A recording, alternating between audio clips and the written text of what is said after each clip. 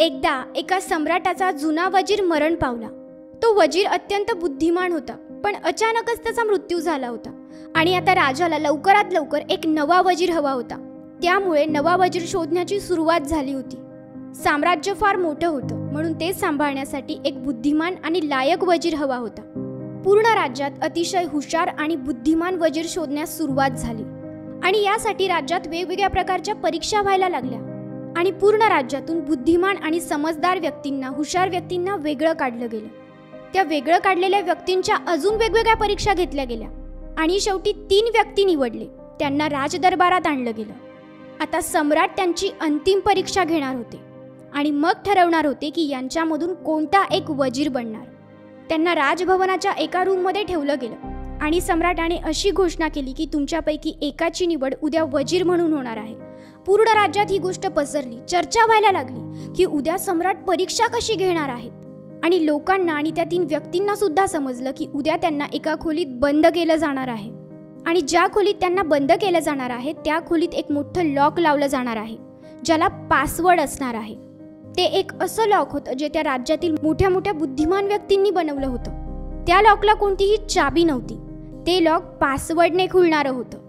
त्या लॉकवर काही अंक लिहिले होते आणि त्या अंकांमध्ये काहीतरी पहेली, काहीतरी पासवर्ड लपलेला होता आणि तोच पासवर्ड या तिघांमधून ज्यांना समजेल आणि जो ते लॉक खोलेल तोच वजीर बनणार होता। आणि ज्यावेळी ही गोष्ट त्या तिघांना समजली की उद्या आपल्याला एका खोलीत बंद केलं जाणार आहे, तिथं मोठं लॉक लावलं जाणार आहे आणि ते लॉक आपल्याला खोलायचं आहे आणि जो सर्वप्रथम ती पहेली सॉल्व्ह करेल, तो पासवर्ड तिथे टाकेल आणि ते लॉक खोलेल, तोच सम्राटाचा वजीर बनणार आहे। हे ऐकता क्षणी त्या 3 जणांमधली 2 जण जोरात पळत गेले।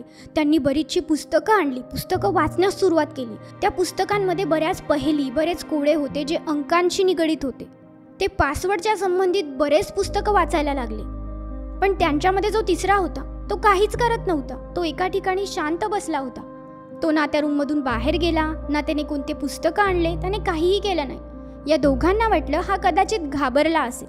बघता बघता रात्र झाली। या दोघांचा अभ्यास मात्र चालू होता, पण तो उरलेला एक व्यक्ती मात्र झोपून गेला होता। यांना वाटलं की अरे असा काय हा, बहुतेक हा खरंच घाबरला असणार आणि उद्या हा स्पर्धा सोडून पळून जाणार असणार। ते दोघं रात्रभर अभ्यास करत राहिले। सकाळ झाली। सकाळी त्या तिघांनाही सम्राटासमोर नेलं गेलं। त्या तिघांना एका मोठ्या खोलीत बंद केलं गेलं। त्यांची परीक्षा सुरू झाली। त्या रूमला एक लॉक लावलं गेलं ज्याच्यावर काही पासवर्ड होते, काही अंक होते, काही पहेली होती जी त्यांना सॉल्व्ह करायची होती। सम्राट म्हणाले की तुमच्या तिघांमधून सर्वप्रथम जो हे लॉक खोलून बाहेर येईल तोच या राज्याचा वजीर बनेल। एवढं बोलून सम्राट तिथून निघून गेले आणि या दोघांनी त्यांचं काम सुरू केलं। यांनी काही पुस्तकं सुद्धा सोबत आणले होते। ते पुस्तकं बघून बघून ते काहीतरी पासवर्ड टाकायला लागले, काही ना काही करायला लागले, पण हा तिसरा मात्र अजून सुद्धा काही करत नव्हता। तो त्या खोलीच्या एका कोपऱ्यात जाऊन बसला होता।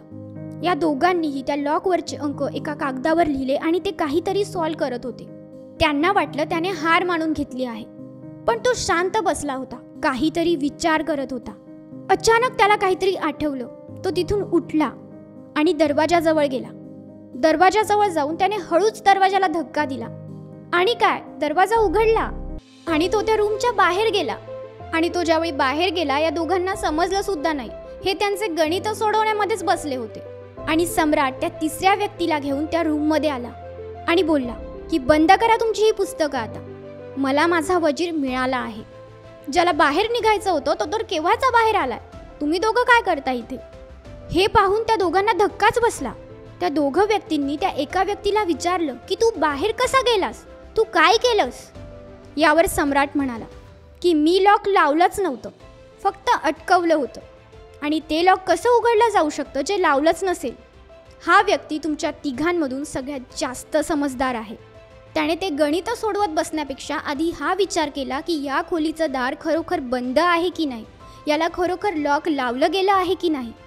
आणि तोच व्यक्ती सगळ्यात जास्त समजदार आणि हुशार असतो जो कोणताही प्रॉब्लेम सोडवण्याआधी हे बघतो की तो प्रॉब्लेम खरंच प्रॉब्लेम आहे की नाही, की मीच उगाच त्याच्या जास्त मागे लागलोय। तर मित्रांनो, ह्या गोष्टीतून आपल्याला हेच शिकायला मिळतं की ज्यावेळी आपल्यावर एखादं संकट येतं त्यावेळी आपण काय करतो, लगेचच पॅनिक होतो, ते संकट सॉल्व्ह करायला लागतो, काही ना काही सोल्युशन शोधायला लागतो। पण हे सगळं करण्याआधी एकदा शांत राहून विचार करा की ज्या समस्येला मी खूप मोठं समजतोय ती समस्या खरंच इतकी मोठी आहे का, की मीच उगाच तिला जास्त मोठं बनवतोय. एकदा विचार करा, तुमच्या समस्या ज्यांचा विचार करून तुम्ही दुःखी आहात त्या खरंच समस्या आहेत का, की तुम्हीच त्यांना मोठं बनवलं आहे. तुम्ही तुमच्या ज्या प्रॉब्लेम्सना इतके घाबरताय त्यांच्यासाठी इतकं घाबरण्याची खरंच गरज आहे का. तुम्ही जिला समस्या समजता आहात ती समस्या आहे की मग दुसरंच काहीतरी आहे. विचार करा.